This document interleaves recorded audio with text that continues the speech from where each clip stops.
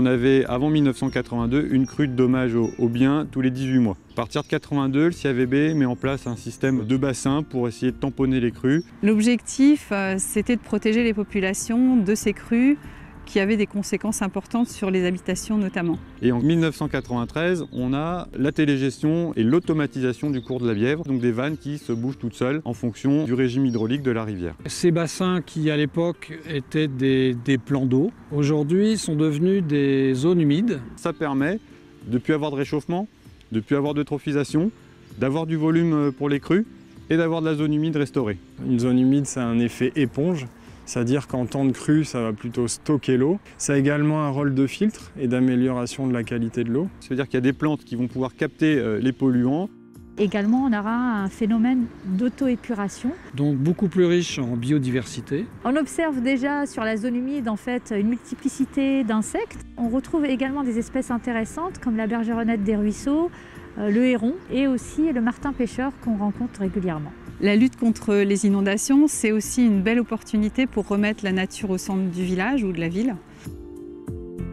La Bièvre a été l'objet de reméandrage. On est parti d'une rivière canalisée et maintenant on a vraiment une rivière avec des méandres, des boucles et un écosystème très intéressant. Suite à cet aménagement, on a réussi finalement à recréer 200 mètres linéaires de rivière, un petit hectare de zone humide et également 15 000 mètres cubes pour la gestion contre les inondations.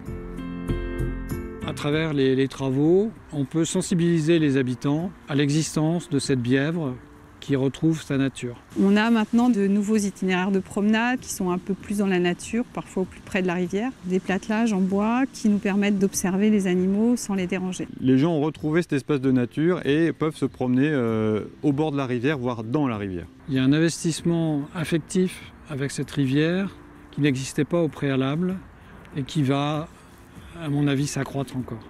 Toute la réussite du projet réside dans l'association et le partenariat mis en œuvre par le CAVB avec l'ensemble des acteurs du territoire, les services de l'État et les partenaires financiers. Sur le projet de la Bièvre, l'Agence de l'eau a financé les travaux de déplacement et de renaturation de la Bièvre, ainsi que les travaux de suppression du décanteur. Si on a une solution béton à construire, c'est entre 500 et 1500 € le mètre cube. Donc ici, la solution vraiment milieu naturel permet d'économiser des fonds publics. L'agence accompagne techniquement et financièrement les collectivités. Si un élu a un projet de renaturation de milieu aquatique, je l'invite à se rapprocher de son agence de l'eau afin d'avoir des conseils et de voir les éventuels financements. Les points positifs d'une zone humide, ça va être l'aspect économique, avec quelque chose qui finalement a été peu coûteux. L'aspect écologique avec la mise en place d'habitats intéressants pour la biodiversité. Et puis l'aspect social avec des balades, de la sensibilisation et un aspect paysager relativement important pour tous les riverains. Ce projet, en un mot, il faut le généraliser. On a redonné vie à la rivière. C'était un partenariat réussi. Parce qu'on remet la nature au cœur de l'urbain.